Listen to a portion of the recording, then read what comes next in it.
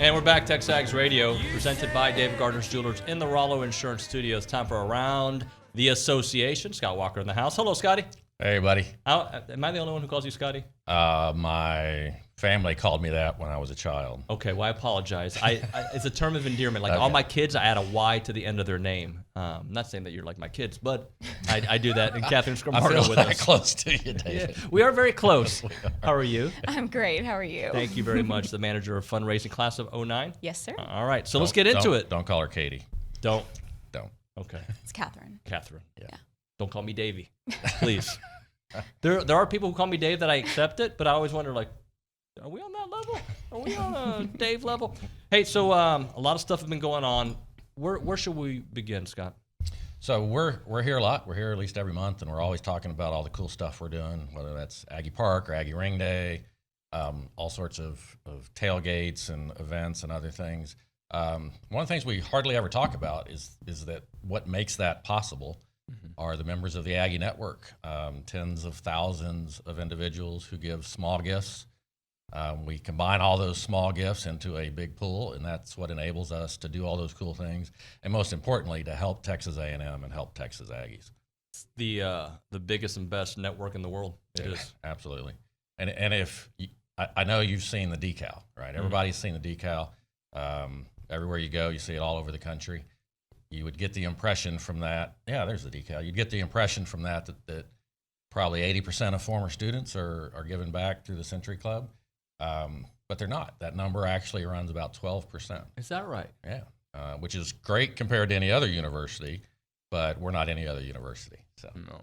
Let's get that up. And I look at that, I've seen that sticker my entire life, and it's iconic. You see it, you know it, and the logo hasn't changed, so it's been the same, right? Like it is I remember wanting that sticker and putting it on my car and having to exactly put it in the right spot. There's a little pressure with that. Yeah, it's official, right? You're officially a former student, and you got to put that symbol on your car. So, yeah. But yeah, it's the members of the Century Club who make it all possible. All the cool things that we come here and talk about. Is all only possible because of generous gifts from former students. Last year, 60,000 former students made gifts, averaging what, Catherine, $120 a year, about the average gift. Yeah. And it's easy to think, what are you going to do with my $100? That's not enough to make an impact. It is when you aggregate it with 59,999 other people. And if we could make that number even bigger, then that's more impact that we could have. And we talked about Alfredo and how the association changed his life after his mom passed away. Those stories, how many more of those stories could we tell if we made that 60,000 number 100,000, let's say? Right. Well, to get that going, the engagement center is a huge part. So talk to me a little bit about what's going on there. It is. So I have the opportunity to oversee about 50, 60 current students that make up our engagement center. They're reaching out to former students, connecting with them, really. So yes, it is those students calling our former students, those calls that you're getting.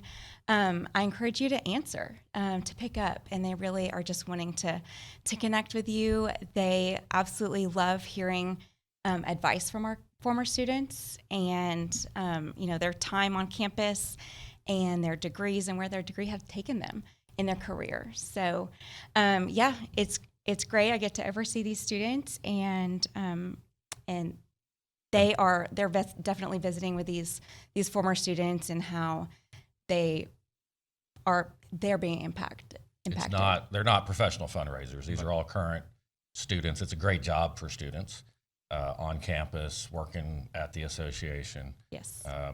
And if you don't want to give when they call, that's fine. They still would love to have a conversation with you. Yeah, that's what brings them joy, is visiting with our former students. Well, beyond giving too, there's opportunities to help and to volunteer, and then there's a whole group designed for that. If you want to take it from there. Yeah, absolutely. So we have the McQuillen Society. It is named after Mr. McQuillen. He was our second head at the Association of Former Students, and he actually created the annual fund. So in his honor, it was only fitting, really, to name that after him. But yeah, we have these former students that are volunteers giving back their time and talents. really tapping into their networks and spreading word about what we do at the association and asking their friends and their family members to join the Century Club. Either renew their gifts, buy back those missing years that they didn't give is also really important. And really just spread that word about what we do and the impact that we make for current and former students. Current students, trying to keep those traditions alive on campus is really what it's all about, thinking about your time on campus. And without the support of our funds, we wouldn't have Silver Taps, Muster, Fish Camp. You think about all the wonderful opportunities that we had on campus, and just kind of keeping those traditions alive is key. Yeah, and over 100 years, he graduated in 1920. Yeah. He's still being honored. Love that. Pass It Back Day. Always love being a part of that. It's we got a date now, right? Yes, we do. November 14th, Tuesday. So please mark your calendar for that. It is really an epic day. It is amazing to see TexAgs coming together and giving back and supporting. They maybe already are a Century Club member and they're making that second gift, or maybe they're buying back those years that they didn't give after school, and just really coming all together and spreading the word about the Aggie Network. I take advantage of that too, because there are a few lean years in my broadcasting career. And then when it comes around, I go, I can double up. And I also love the map with all the lights. That's awesome. Every time a gift is made, it lights up in the world. And we're up at the office going, all right, who knows somebody in South Dakota? Exactly. Call somebody in South Exactly. Dakota. We need a dot there. Right. So I've been talking about on the show for a while, like moving back to this community and how important it was for our family, for my children to grow up here, and for me to be blessed to work at TexAgs. And it really was something that my wife and I had talked about for years. There's opportunities at the association right now. Absolutely. There are a lot of people at the association who moved away after graduation and then seized the opportunity to come back and sort of build a home, build a life back in Aggie land. It's a great place to make a life, and the association's a fantastic place to work. Mm-hmm. What do you think? It is definitely a pleasure to work at the Association of Former Students. Graduated in 2009, went to Houston and worked for several years.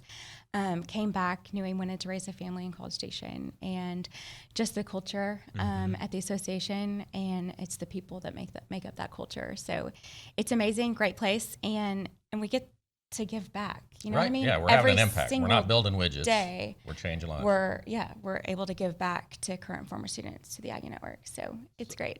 Let me brag about Aggie Park for a second. Mm-hmm. So I know it's designed for Aggies, right? Like for former students, current students. It's also designed for future Aggies.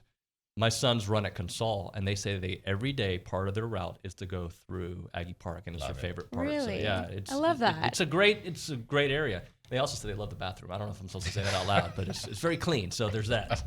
No, but they love the trees and hanging out, and it's part of what they do. So that's another great thing that the association has done. Yeah. Thank you both for coming in. Of course. Appreciate you. Thanks for having us. For more information on getting a job at the association, tx.ag/association jobs. Catherine, Scott, thank you so much for your time. Thanks for having us, Dave. When we come back, Alonzo Highsmith next on TexAgs Radio.